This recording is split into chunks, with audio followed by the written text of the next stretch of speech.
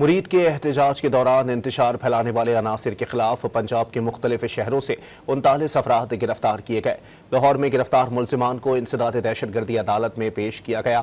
عدالت نے ملزمان کا 17 روزہ جسمانی ریمانڈ منظور کر لیا۔ مرید کے احتجاج کے دوران انتشار پھیلانے والے افراد کے خلاف کریک ڈاؤن جاری ہے۔ پنجاب کے مختلف شہروں سے 39 افراد کو گرفتار کر لیا گیا۔ سعد رضوی، ان کے بھائی اور مجلس شورا کے کئی ارکان کے خلاف مقدمہ درج کر لیا گیا۔ FIR میں 33 سے زائد دفعات شامل ہیں۔ ATC لاہور نے سرکاری املاک کو نقصان پہنچانے، سڑک بلاک کرنے کے مقدمے میں گرفتار ملزمان کو 17 روزہ جسمانی ریمانڈ پر پولیس کے حوالے کر دیا۔ ملزمان کو انسداد دہشت گردی عدالت میں پیش کیا گیا۔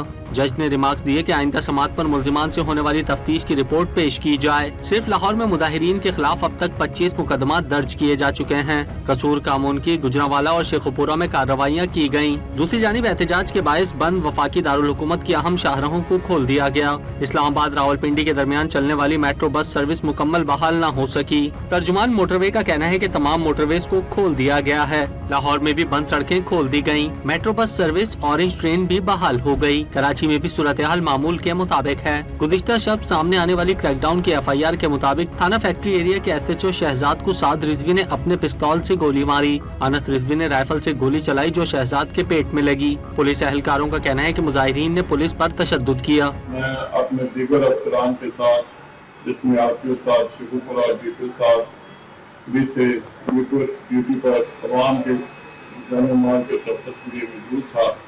اس دوران شدت پسند عناصر نے ہم پر بری طرح حملہ کر دیا، جس میں میں شدید زخمی ہو گیا۔ میں ڈسٹرکٹ ٹوپر ایکشن سے آیا تھا لا اینڈ آرڈر ڈیوٹی مرید کے میں۔ کچھ شرپسندوں نے ہم پر سیدھے فائر کیے ہیں، جس کی وجہ سے میرے بازو پہ فائر لگا ہے۔